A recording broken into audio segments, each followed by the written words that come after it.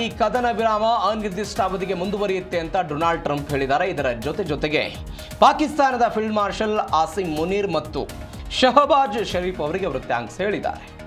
ಇದರಿಂದ ಪಾಕಿಸ್ತಾನ ಹಾಗಾದರೆ ಏನು ಗಳಿಸ್ಕೊಳ್ಳೋದಕ್ಕೆ ಸಾಧ್ಯ ಆಯಿತು? ಈ ಹಿಂದೆ 14 ದಿನಗಳ ಕದನ ವಿರಾಮವನ್ನು ಅವರೇ ಸ್ವತಃ ಹೇಳಿದ್ರು. ನಮ್ಮ ಮಧ್ಯಸ್ಥಿಕೆಯಲ್ಲಿ ಇದಾಗಿದೆ. ಅಮೆರಿಕದ ಬೇಡಿಕೆಗಳನ್ನು ಇರಾನಿಗೆ ತೆಗೆದುಕೊಂಡು ಹೋಗಿ ಕೊಟ್ಟಿದ್ದೀವಿ, ಇರಾನ್ನ ಬೇಡಿಕೆಗಳನ್ನು ಅಮೆರಿಕಕ್ಕೆ ತೆಗೆದುಕೊಂಡು ಬಂದು ಕೊಟ್ಟಿದ್ದೀವಿ, ಇಬ್ಬರು ಕೂಡ ಒಪ್ಕೊಂಡಿದ್ದಾರೆ, ಎಲ್ಲವೂ ಕೂಡ ಆಗಿದೆ ಅಂತ ಹೇಳಿದ್ರು. ಅದು ವಾಸ್ತವವಾಗಿ ಬರಲಿಲ್ಲ. ಆದರೆ 14 ದಿನಗಳ ಕದನ ವಿರಾಮ ಮಾತ್ರ ಆಗಿತ್ತು ಎರಡು ರಾಷ್ಟ್ರಗಳ ನಡುವೆ. ಇದೀಗ ಡೊನಾಲ್ಡ್ ಟ್ರಂಪ್ ಈ ರಾಷ್ಟ್ರಗಳ ಮುಖ್ಯಸ್ಥರಂದರೆ ಆಸಿಮ್ ಮುನೀರ್ ಮತ್ತು ಶಹಬಾಜ್ ಶರೀಫ್ಗೆ ಥ್ಯಾಂಕ್ಸ್ ಹೇಳಿರೋದ್ರಿಂದಿನ ಉದ್ದೇಶ ಏನು? ಪಾಕಿಸ್ತಾನಕ್ಕೆ ಯಾಕಿಂತಹ ಸಂದಿಗ್ಧ ಪರಿಸ್ಥಿತಿ ಬಂತು? ಏನಾಯಿತು? ಭಾರತಕ್ಕೆ ಇದರ ಮೇಲೆ ಪರಿಣಾಮ ಏನಾಗುತ್ತೆ? ಒಂದೊಂದೇ ನೋಡ್ತಾ ಹೋಗೋಣ. ಮೊದಲು ಪಾಕ್ಗೆ ಇರಾನ್ ಅಮೆರಿಕ ಕದನ ವಿರಾಮದ ಕ್ರೆಡಿಟ್ ಸಿಗ್ತಾ ಇದೆ. ಕದನ ವಿರಾಮವನ್ನು ನಾವೇ ಮಾಡಿದ್ವಿ ಅಂತ ಪದೇ ಅವರು ಹೇಳ್ತಾ ಇದ್ದಾರೆ. ಮಧ್ಯಸ್ಥಿಕೆ ಯುದ್ಧ ಶುರುವಾದ ಮೊದಲ ದಿನದಿಂದಲೂ ಕೂಡ ಪಾಕಿಸ್ತಾನ ಅಂಥದ್ದೊಂದು ಪ್ರಯತ್ನವನ್ನು ಪಡ್ತಾ ಇತ್ತು. ಇದೀಗ ಅಮೆರಿಕ ಮತ್ತು ಇರಾನ್ ಯುದ್ಧದ ಈ ಕದನ ವಿರಾಮದ ಕ್ರೆಡಿಟ್ ಅನ್ನು ಯಾರಿಗೆ ಕೊಟ್ಟರು? ಡೊನಾಲ್ಡ್ ಟ್ರಂಪ್ ಸಹಜವಾಗಿ ಪಾಕಿಸ್ತಾನಕ್ಕೆ ಅವರು ಕೊಟ್ಟಿದ್ದಾರೆ. ಅವರು ಹೇಳ್ತಾ ಇದ್ದಾರೆ, ಇದೇ ಮೊದಲ ಬಾರಿ ಯಾವುದೇ ಗಡುವನ್ನು ಕೊಡದೆ ಡೊನಾಲ್ಡ್ ಟ್ರಂಪ್ ಇಂಥದ್ದೊಂದು ನಿರ್ಧಾರವನ್ನು ಮಾಡಿದ್ದಾರೆ. ಯಾವುದೇ ಗಡುವಿಲ್ಲ ಅವರಿಗೆ, 14 ದಿನನೋ 15 ದಿನನೋ ಯಾವುದೂ ಇಲ್ಲ. ಈ ಬದಲಾವಣೆಗೆ ಪಾಕಿಸ್ತಾನದ ನಾಯಕತ್ವದೊಂದಿಗೆ ನಡೆದ ಮಾತುಕತೆ ಕಾರಣ ಅಂತ ಹೇಳ್ತಾರೆ. ಅದು ಹೆಂಗೆ ಕಾರಣ ಆಯಿತು, ಏನು ಎತ್ತ ಅಂತ ಎಲ್ಲವೂ ಕೂಡ ಬಹಿರಂಗ ಆಗಬೇಕು. ಯಾಕಂದರೆ ಇರಾನ್ ಈ ವಿಚಾರದ ಬಗ್ಗೆ ಏನೂ ಕೂಡ ಪ್ರತಿಕ್ರಿಯೆ ಕೊಟ್ಟಿಲ್ಲ. ಬಟ್ ಅವರು ಹೇಳ್ತಿದ್ದಾರೆ ಪಾಕಿಸ್ತಾನದ ನಾಯಕತ್ವ ಅಂತ. ಯಾಕಂದರೆ ಸೌದಿ ಅರೇಬಿಯಾನೂ ಕೂಡ ಪ್ರಯತ್ನ ಪಟ್ಟಿತ್ತು ಅಂತ ಸುದ್ದಿ ಇದೆ. ಪಾಕ್ ಫೀಲ್ಡ್ ಮಾರ್ಷಲ್ ಆಸಿಮ್ ಮುನೀರ್ ಮತ್ತು ಪ್ರಧಾನಿ ಶಹಬಾಜ್ ಶರೀಫ್ ಬಗ್ಗೆ ಅವರು ಮೆಚ್ಚುಗೆಯನ್ನು ವ್ಯಕ್ತಪಡಿಸಿದ್ದಾರೆ. ಈ ಹಿಂದೆಯೂ ಕೂಡ ಮೆಚ್ಚುಗೆಯನ್ನು ವ್ಯಕ್ತಪಡಿಸಿದರು. ನನ್ನ ಅತ್ಯುತ್ತಮ ಫೀಲ್ಡ್ ಮಾರ್ಷಲ್, ನನ್ನ ನೆಚ್ಚಿನ ಅತ್ಯುತ್ತಮ ಫೀಲ್ಡ್ ಮಾರ್ಷಲ್ ಅಂತ ಮಾತನಾಡಿದರು. ಯಾಕಂದರೆ ಕಳೆದ 20 ವರ್ಷಗಳಿಂದ ಅಮೆರಿಕ ಮತ್ತು ಪಾಕಿಸ್ತಾನದ ಸಂಬಂಧಗಳು, ಇವರಿಗೆ ಅವರು ಆರ್ಥಿಕ ಸಹಾಯ ಮಾಡಿದ್ದು, ಅವರು ಬೇರೆ ಸಮಯಗಳಲ್ಲಿ ಪಾಕಿಸ್ತಾನ ಅಫ್ಘಾನಿಸ್ತಾನದ ವಿರುದ್ಧ ಹೋರಾಟ ಮಾಡುವಂತಹ ಸಮಯದಲ್ಲಿ ಅವರಿಗೆಲ್ಲ ಹೆಲ್ಪ್ ಮಾಡಿದ್ದನ್ನು ನಾವು ನೋಡಿದ್ದೀವಿ. ಒನ್ಸ್ ಅಗೇನ್ ಹೀಗಾಗಿ ಮೆಚ್ಚುಗೆ ಎಲ್ಲ ವ್ಯಕ್ತವಾಗಿದೆ. ಪಾಕ್ ವಿನಂತಿ ಮೇರೆಗೆ ಏಕೀಕೃತ ಪ್ರಸ್ತಾವನೆ ನೀಡುವವರೆಗೆ ಇರಾನ್ ಮೇಲೆ ದಾಳಿ ನಡೆಸುತ್ತಿರುವುದಕ್ಕೆ ಅವರೆಲ್ಲ ಮನವಿ ಮಾಡಿದ್ದಾರಂತೆ. ಇರಾನ್ ಸರ್ಕಾರ ಗಂಭೀರವಾಗಿ ವಿಭಜಿತವಾಗಿದೆ, ಶಾಶ್ವತ ಶಾಂತಿ ಒಪ್ಪಂದಕ್ಕಾಗಿ ಸಮಯ ಕೊಡೋದಕ್ಕೆ ಟ್ರಂಪ್ ಏನೋ ಬಯಸಿದ್ದಾರೆ. ಯಾಕಂದರೆ ಇರಾನ್ನಲ್ಲಿ ಕೆಲವೊಂದಿಷ್ಟು ಬೆಳವಣಿಗೆಗಳಾಗ್ತಾ ಇದೆ. ಮೋಸ್ತಬಾ ಖಮೇನಿ ಇದೀಗ ಉತ್ತರಾಧಿಕಾರಿಯಾಗಿ ಆಯ್ಕೆಯಾದ ನಂತರ IRGC ಮತ್ತು ಅವರ ನಡುವೆ ಕೆಲವೊಂದಿಷ್ಟು ಭಿನ್ನಾಭಿಪ್ರಾಯಗಳು ಬಂದಿದೆ. ಜನಸಾಮಾನ್ಯರು ಮೋಸ್ತಬಾ ಖಮೇನಿ ಅವರ ನಾಯಕತ್ವವನ್ನು ಒಪ್ತಾ ಇಲ್ಲ. ಎಲ್ಲ ಚರ್ಚೆಗಳಾಗ್ತಾ ಇದೆ. ಇದನ್ನು ಎನ್ಕ್ಯಾಚ್ ಮಾಡೋದಕ್ಕೆ ಡೊನಾಲ್ಡ್ ಟ್ರಂಪ್ ಅವರು ಮುಂದಾಗಿದ್ದಾರೆ ಅಂತ ಸದ್ಯಕ್ಕಿರೋ ಚರ್ಚೆ. ನೋಡೋಣ ಏನಾಗುತ್ತೆ ಅಂತ. ಇವೆಲ್ಲದರ ನಡುವೆ ಪಾಕಿಸ್ತಾನಕ್ಕೆ ಅವರು ಥ್ಯಾಂಕ್ಸ್ ಹೇಳಿದ್ದಾರೆ. ಕದನ ವಿರಾಮ ವಿಸ್ತರಣೆ ಬಗ್ಗೆ ಹಾಗಾದರೆ ಪಾಕಿಸ್ತಾನ ಏನು ಹೇಳ್ತು? ಸಹಜವಾಗಿ ತನ್ನ ಬೆನ್ನಂತ ಅಂತ ಅಟ್ಕೊಳ್ಳುತ್ತದೆ. ಯಾಕಂದರೆ ನಾನೇ ಮಧ್ಯಸ್ಥಿಕೆ ವಹಿಸಿದ್ದು, ಶಾಂತಿ ದೂತನಾಗಿ ಕೆಲಸ ಮಾಡಿದ್ದೀನಿ ಅಂತ. ಪಾಕಿಸ್ತಾನ ಅಂದರೆ ನಿಮಗೆಲ್ಲ ಏನು ಅನಿಸ್ಬಿಡುತ್ತೆ? ಪಾಕಿಸ್ತಾನ ಅಂದರೆ ಒಂದು ಭಯೋತ್ಪಾದಕ ದೇಶ, ಮತ್ತೊಬ್ಬ ದೇಶದ ಮೇಲೆ ಅಟ್ಯಾಕ್ ಮಾಡುವಂತಹ ದೇಶ, ಭಯೋತ್ಪಾದಕರನ್ನು ಸಾಕಿ ಸಲುಹಿ ಅವರಿಗೆ ಆರ್ಥಿಕವಾಗಿ ಸಹಾಯ ಮಾಡುವಂಥ ದೇಶ ಅಂತ ಜಗತ್ತಿನಾದ್ಯಂತ ಗೊತ್ತಿರುವಂತಹ ವಿಚಾರ. ಇವೆಲ್ಲದರ ನಡುವೆ ಪಾಕಿಸ್ತಾನ ಇವತ್ತು ಶಾಂತಿ ದೂತನಾಗಿ ನಾನು ಬಂದೆ ಅಂತ ಹೇಳ್ಕೊಳ್ಳೋ ಪ್ರಯತ್ನ. ಡೊನಾಲ್ಡ್ ಟ್ರಂಪ್ ಅವರಿಗೆ ಅವರೆಲ್ಲ ಥ್ಯಾಂಕ್ಸ್ ಹೇಳಿದ್ದಾರೆ. ಶಹಬಾಜ್ ಶರೀಫ್ ಥ್ಯಾಂಕ್ಸ್ ಹೇಳಿದ್ದಾರೆ. ಎರಡೂ ಪಕ್ಷಗಳು ಕದನ ವಿರಾಮವನ್ನು ಮುಂದುವರಿಸಿ ಅದನ್ನು ಪಾಲಿಸ್ತೇವೆ ಅನ್ನುವಂಥ ವಿಶ್ವಾಸ ನಮಗಿದೆ ಅಂತ ಹೇಳಿದ್ದಾರೆ. ಬಟ್ ಪಾಲನೆ ಆಗಲಿಲ್ಲ ಅಂದರೆ ಪಾಕಿಸ್ತಾನದ ಪರಿಸ್ಥಿತಿ ಏನಾಗುತ್ತೆ ಅಂತ ನಾವು ನೋಡಬೇಕು. ನಮ್ಮ ಮೇಲೆ ವಿಶ್ವಾಸ ಇಟ್ಟಿದ್ದಕ್ಕೆ ಶಾಂತಿ ಸ್ಥಾಪನೆಗೆ ಪ್ರಾಮಾಣಿಕ ಪ್ರಯತ್ನವನ್ನು ಪಟ್ಟಿದ್ದೀವಿ ಅಂತ ಮುನೀರೆಲ್ಲ ಹೇಳಿದ್ದಾರೆ. ಇಸ್ಲಾಮಾಬಾದ್ ನಿಜವಾಗಿಯೂ ಕೂಡ ಟ್ರಂಪ್ ಮೇಲೆ ಪ್ರಭಾವ ಬೀರುವಲ್ಲಿ ಯಶಸ್ವಿ ಆಯಿತಾ ಅನ್ನೋದು ಸದ್ಯಕ್ಕಿರುವಂಥ ಪ್ರಶ್ನೆ. ಯಾಕಂದರೆ ಟ್ರಂಪ್ ಅವರ ಮತ್ತು ಪಾಕಿಸ್ತಾನದ ಮಿತ್ರತ್ವವನ್ನು ನಾವು ನೋಡಿದ್ದೀವಿ. ಅವರು ಇವರಿಗೆ ಸಹಾಯ ಮಾಡಿದ್ದು. ಯಾಕಂದರೆ ಒಂದು ವೇಳೆ ಇದೆಲ್ಲವೂ ಕೂಡ ಯಶಸ್ವಿ ಆಗದೆ ಹೋಗಿದ್ದರೆ ಇದೇ ಅಮೆರಿಕ ಇರಾನ್ ಮೇಲೆ ದಾಳಿ ಮಾಡಿದಾಗ ಇರಾನ್ನ ಎಫೆಕ್ಟನ್ನು ಪಾಕಿಸ್ತಾನ ಅನುಭವಿಸಬೇಕಾದಂಥ ಪರಿಸ್ಥಿತಿ ಬೇಕಿತ್ತು. ಯಾಕಂದರೆ 900 ಕಿಲೋಮೀಟರ್ ಗಡಿಯನ್ನು ಹಂಚಿಕೊಳ್ಳುವಂತಹ ಇಸ್ಲಾಮಾಬಾದ್ ಅಂದರೆ ಪಾಕಿಸ್ತಾನ ಮತ್ತು ಇರಾನ್ ನಾಳೆ ಆ ಪರಿಸ್ಥಿತಿಗಳನ್ನು ಅವರು ಎದುರಿಸಬೇಕಾಗಿತ್ತು. ಹೀಗಾಗಿ ಅನಿವಾರ್ಯತೆ ಇತ್ತು ಅವರಿಗೂ ಕೂಡ. ಸೌದಿ ಅರೇಬಿಯಾದ ಜೊತೆಗೆ ಒಂದು ಒಪ್ಪಂದ ಬೇರೆ ಮಾಡಿಕೊಂಡಿದ್ರು. ಹೀಗಾಗಿ ಎಲ್ಲವೂ ಕೂಡ ಅವಶ್ಯಕತೆ ಇತ್ತು. ಜಾಗತಿಕ ಮಟ್ಟದಲ್ಲಿ ಪಾಕಿಸ್ತಾನದ ಹೊಣೆಗಾರಿಕೆ ಮತ್ತಷ್ಟು ಜಾಸ್ತಿ ಆಗಿದೆ. ಯಾಕಂದರೆ ಒಂದು ಮಧ್ಯಂತರ ದೇಶವಾಗಿ ಅಥವಾ ನಾವು ಒಂದು ಏನೋ ಕದನ ವಿರಾಮವನ್ನು ಮಾಡ್ತಾ ಇದ್ದೀವಿ ಅಂತ ಹೇಳಿದರೆ ಎರಡೂ ರಾಷ್ಟ್ರಗಳನ್ನು ಒಪ್ಪಿಸಿ ತೆಗೆದುಕೊಂಡು ಹೋಗಬೇಕಾದಂಥ ಪರಿಸ್ಥಿತಿ ಇರುತ್ತೆ. ಹೀಗಾಗಿ ಅದು ಏನಾಗುತ್ತೆ ಅನ್ನೋದು ಸದ್ಯಕ್ಕಿರುವಂತಹ ಪ್ರಶ್ನೆ. ಇದರ ಜೊತೆಗೆ ಅವರೆಲ್ಲ ಕೃತಜ್ಞತೆ ಎಲ್ಲ ಹೇಳ್ಕೊಂಡಿದ್ದಾರೆ. ಆದರೆ ಪಾಕ್ ಶಾಂತಿ ದೂತನಾಗೋದಕ್ಕೆ ಕಾರಣಗಳೇನು? ಸ್ವಹಿತಾಸಕ್ತಿನೂ ಇದೆ, ಅಂದರೆ ಸ್ವಕಾರ್ಯನೂ ಇದೆ, ಸ್ವಾಮಿ ಕಾರ್ಯನೂ ಕೂಡ ಇದೆ ಇದರಲ್ಲಿ. ಯಾಕಂದರೆ ಆರ್ಥಿಕ ದಿಗ್ಬಂಧನಗಳಿಂದ ಜರ್ಜರಿತ ಆಗಿರುವಂತಹ ಪಾಕಿಸ್ತಾನಕ್ಕೆ IMF ಕೂಡ ಸಾಲ ಕೊಡೋದಕ್ಕೆ ಹಿಂದೆ ಮುಂದೆ ನೋಡುತ್ತೆ, 1000 ಸರಿ ಆಲೋಚನೆ ಮಾಡುತ್ತೆ.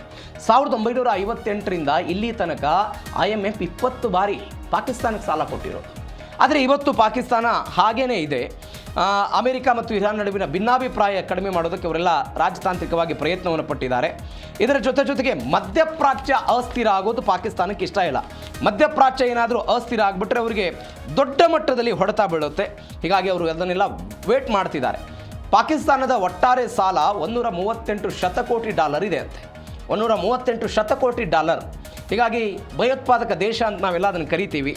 ಜಾಗತಿಕ ಭಯೋತ್ಪಾದನೆಯಲ್ಲಿ ಮೊದಲ ಸ್ಥಾನದಲ್ಲಿರೋದು ಇದೇ ಪಾಕಿಸ್ತಾನ, ಫಸ್ಟ್ ಇದೆ ಇದು. ಲಷ್ಕರ್ ಎ ತೈಬಾ ಆಗಿರ್ಬೋದು, TTP ಆಗಿರ್ಬೋದು, ಜೈಷ್ ಎ ಮೊಹಮ್ಮದ್, ಎಲ್ಲ ಉಗ್ರ ಸಂಘಟನೆಗಳಿಗೆ ಜಾಗವನ್ನು ಕೊಟ್ಟು ನೀರನ್ನು ಕೊಟ್ಟು ಅವರನ್ನು ಪೋಷಣೆ ಮಾಡುವಂತಹ ದೇಶ ಇದು. ಹೀಗಾಗಿ ಅವರಿಗೆಲ್ಲ ಅವಶ್ಯಕತೆ ಇದೆ. ಇದರ ಜೊತೆಗೆ ಈ ಸೌದಿ ಅರೇಬಿಯಾದ ಜೊತೆಗೆ ಅವರೆಲ್ಲ ಒಂದು ಒಪ್ಪಂದ ಮಾಡಿಕೊಂಡಿದ್ರ ಬಗ್ಗೆ ನಾವು ಬಹಳಷ್ಟು ಬಾರಿ ಮಾತನಾಡಿದ್ದೀವಿ. 2025ರಲ್ಲಿ ಒಪ್ಪಂದ ಮಾಡಿಕೊಂಡಿದ್ದಾರೆ. ನನ್ನ ಮೇಲೆ ದಾಳಿ ಆದರೆ ನೀನು ಸಹಾಯ ಬರಬೇಕು, ನಿನ್ನ ಮೇಲೆ ದಾಳಿ ಆದರೆ ನಾನು ಸಹಾಯಕ್ಕೆ ಬರಬೇಕು ಅಂತ. ಒಂದು ವೇಳೆ ಇದೇ ಪಾಕಿಸ್ತಾನ ಇವತ್ತು ಸೌದಿ ಅರೇಬಿಯಾದ ಪರವಾಗಿ ಕೆಲಸ ಮಾಡದೆ ಹೋಗಿದ್ರೆ, ಇದೇ ಇರಾನ್ ಒನ್ಸ್ ಅಗೇನ್ ಸೌದಿ ಅರೇಬಿಯಾದ ಮೇಲೆ ಅಟ್ಯಾಕ್ ಮಾಡ್ತಾ ಇತ್ತು, ಅದು ಈ ಒಪ್ಪಂದದ ವಿರುದ್ಧವಾಗ್ತಿತ್ತು, ಅಲ್ಲಿಯೂ ಕೂಡ ಅದು ಸಮಸ್ಯೆಯನ್ನು ಅನುಭವಿಸಬೇಕಾಗಿತ್ತು. ಹೀಗಾಗಿ ದೊಡ್ಡ ಮಟ್ಟದಲ್ಲಿ ಸಮಸ್ಯೆಗಳಾಗ್ತಿತ್ತು. ಇದರ ಜೊತೆಗೆ ಧಾರ್ಮಿಕ ಅತಿರೇಕ ಬೆಳವಣಿಗೆಗಳಾಗಿದೆ. ಶಿಯಾ ಸಮುದಾಯ 15% ಪಾಕಿಸ್ತಾನದಲ್ಲಿದ್ದಾರೆ. ಈ ಖಮೇನಿ ಮೃತಪಟ್ಟಾಗಲೂ ಕೂಡ ದೊಡ್ಡ ಮಟ್ಟದಲ್ಲಿ ಅವರೆಲ್ಲ ಪ್ರತಿಭಟನೆ ಮಾಡಿದ್ರು, ಪಾಕಿಸ್ತಾನ ಸರ್ಕಾರದ ವಿರುದ್ಧ ಆಕ್ರೋಶವನ್ನೆಲ್ಲ ಹೊರಹಾಕಿದ್ರು.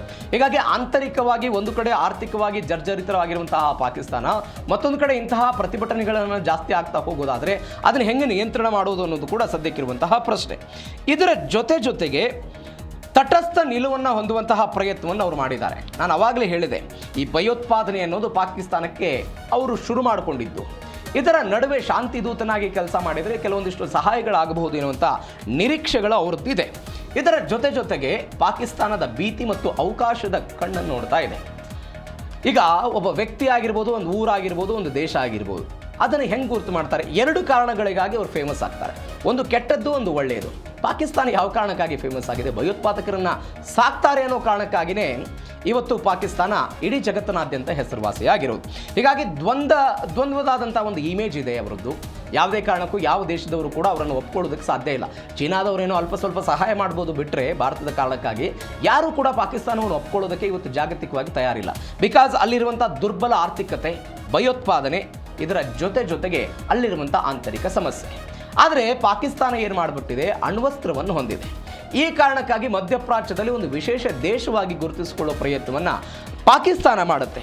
ನೀವು ನೋಡಿ, ಅಮೆರಿಕ ಪಾಕಿಸ್ತಾನಕ್ಕೆ $170 ರಿಂದ $185 ಮಿಲಿಯನ್ ಆರ್ಥಿಕ ನೆರವನ್ನು ಕೊಡುತ್ತಂತೆ ಪ್ರತಿ ವರ್ಷ. ಹೀಗಾಗಿ ಒಟ್ಟು 32 ಶತಕೋಟಿ ಅಂತ ಹೇಳ್ತಾರೆ. ಆದರೆ ಇವೆಲ್ಲದರ ಜೊತೆಗೆ ಒಂದು ಸಮಸ್ಯೆ ಏನಂತ ಹೇಳಿದರೆ, ಈ ಹೂಡಿಕೆ ಇಲ್ಲ ಪಾಕಿಸ್ತಾನದಲ್ಲಿ. 40% ಹೂಡಿಕೆಯನ್ನು ಪಕ್ಕದ ಚೀನಾ ಇದರಲ್ಲಿ ಮಾಡುತ್ತೆ, ಪಾಕಿಸ್ತಾನದಲ್ಲಿ ಮಾಡುತ್ತೆ. ಆದರೆ ಭೌಗೋಳಿಕ ನೆರೆಹೊರೆಯನ್ನು ನೋಡಿದಾಗ ಇರಾನ್ ಜೊತೆಗೆ ಅವರು ಗಡಿಯನ್ನು ಹೊಂದಿಕೊಂಡಿದ್ದಾರೆ. ಹೂಡಿಕೆ ಬೇರೆ ವಿಪರೀತವಾದಂತಹ ಕಡಿಮೆ ಆಗಿದೆ. ಹೀಗಾಗಿ ಇದನ್ನು ಸರಿ ಮಾಡಿಕೊಳ್ಬೇಕು ಎನ್ನುವಂಥ ಆರ್ಥಿಕ ಹಿತಾಸಕ್ತಿ ಅವ್ರ ಕಡೆ ಇದೆ. 2025-26ರಲ್ಲಿ ಪಾಕಿಸ್ತಾನದ GDP 3% FDI foreign direct investment ಪಾಕಿಸ್ತಾನಕ್ಕೆ ಬರ್ತಾ ಇರೋದು ಎಷ್ಟು ಗೊತ್ತಾ? ಜಸ್ಟ್ $2 ಬಿಲಿಯನ್ ಅಷ್ಟೇ, ಅದಕ್ಕಿಂತಲೂ ಕಡಿಮೆ ಇದೆ ಅಂತ ಹೇಳ್ತಿದ್ದಾರೆ. ಆದರೆ ಇದು ಪ್ರತಿ ವರ್ಷ $12 ಬಿಲಿಯನ್ ಆಗಬೇಕು. FDI ಫಾರಿನ್ ಡೈರೆಕ್ಟ್ ಇನ್ವೆಸ್ಟ್ಮೆಂಟ್ ಪಾಕಿಸ್ತಾನದಲ್ಲಿ ಆಗಬೇಕು. ಆದರೆ ಅಲ್ಲಿ ಆಗ್ತಾ ಇರೋದು ಕೇವಲ $2 ಬಿಲಿಯನ್ ಗಿಂತಲೂ ಕಡಿಮೆ. ಹೀಗಾಗಿ ಆರ್ಥಿಕವಾಗಿಯೂ ಕೂಡ ಅವರಿಗೆ ಸಹಾಯ ಆಗಬಹುದು ಎನ್ನುವಂಥ ನಿರೀಕ್ಷೆಯಲ್ಲಿ ಅವರಿದ್ದಾರೆ. ಇದರ ಜೊತೆಗೆ ಪ್ರಭಾವವನ್ನು ಹೆಚ್ಚಿಸಿಕೊಳ್ಳುವುದಕ್ಕೆ ಪ್ರಯತ್ನವನ್ನು ಪಡ್ತಿದ್ದಾರೆ. ಒನ್ಸ್ ಅಗೇನ್ ಮಧ್ಯಪ್ರಾಚ್ಯ ಆಗಿರ್ಬೋದು, ಜಗತ್ತಿನ ಬೇರೆ ಬೇರೆ ದೇಶಗಳಲ್ಲಿ ಸೈನಿಕ ಶಕ್ತಿಯಿಂದ ಆರ್ಥಿಕ ಅಥವಾ ರಾಜಕೀಯ ದುರ್ಬಲತೆಯ ಸಮತೋಲನ ಈ ಇಡೀ ಪಾಕಿಸ್ತಾನ ಸರ್ಕಾರ ಸೈನಿಕರ ಕೈಯಲ್ಲಿದೆ, ಸೈನಿಕರೇ ಅದನ್ನು ನಡೆಸ್ತಾರೆ ಅನ್ನೋದೆಲ್ಲ ಗೊತ್ತಿದೆ. ಹೀಗಾಗಿಯೇ ಅಸೀಂ ಮುನೀರ್ಗೆ ಭಾರತದ ಯುದ್ಧ ಆದ ನಂತರ ಫೀಲ್ಡ್ ಮಾರ್ಷಲ್ ಪೋಸ್ಟನ್ನು ತೆಗೆದುಕೊಂಡು ಬಂದು ಆ ವ್ಯಕ್ತಿಯಲ್ಲಿ ಕುಂದಿರಿಸಿದ್ದನ್ನು ಕೂಡ ನಾವು ನೋಡಿದ್ದೇವೆ. ಇದರ ಜೊತೆಗೆ ಮಾತುಕತೆ ಯಶಸ್ವಿ ಆದರೆ ಒಂದು ಹೊಸ ಆರ್ಥಿಕ ಅವಕಾಶಗಳಲ್ಲಿ ಸಿಗಬಹುದು ಅಂತ ಹೇಳ್ತಿದ್ದಾರೆ. ಯಾಕೆಂದರೆ ಪಾಕ್ನ ಹಣಕಾಸು ದುಬ್ಬರ 11ರ ಆಸುಪಾಸಿನಲ್ಲಿದೆ. ಇದು 17% ಏರಿಕೆ ಆಗ್ಬೋದು ಎನ್ನುವಂಥ ಲೆಕ್ಕಾಚಾರಗಳು ಕೂಡ ಇದೆ. ಹೀಗಾಗಿ ಈ ತಿಂಗಳಲ್ಲಿಯೇ ನೀವು ಗಮನಿಸಬೇಕಾದ ಸಂಗತಿ ಅಂತ ಹೇಳಿದರೆ 2026ರ ಏಪ್ರಿಲ್ ಒಳಗಾಗಿನೇ UAEಗೆ 3.5 ಬಿಲಿಯನ್ ಸಾಲವನ್ನು ಪಾವತಿ ಮಾಡಬೇಕಾದಂತಹ ಸಂದಿಗ್ಧ ಪರಿಸ್ಥಿತಿಯಲ್ಲಿ ಪಾಕಿಸ್ತಾನ ಇದೆ. ಹೀಗಾಗಿ ಅವರಿಗೊಂದು ಅವಕಾಶವನ್ನಂತೂ ಹುಡುಕ್ತಾ ಇದ್ದಾರೆ. ಇದರ ಜೊತೆಗೆ ಭಾರತದ ಮೇಲೆ ಏನು ಪರಿಣಾಮ ಆಗಬಹುದು? ಭಾರತದ ಮೇಲೆ ಆಗುವಂತಹ ಪರಿಣಾಮಗಳನ್ನು ನೋಡೋದಾದರೆ ಸಹಜವಾಗಿ ಪಾಕಿಸ್ತಾನ ಅಂತ ಹೇಳಿದರೆ ನಮ್ಮ ವೈರಿ ದೇಶ.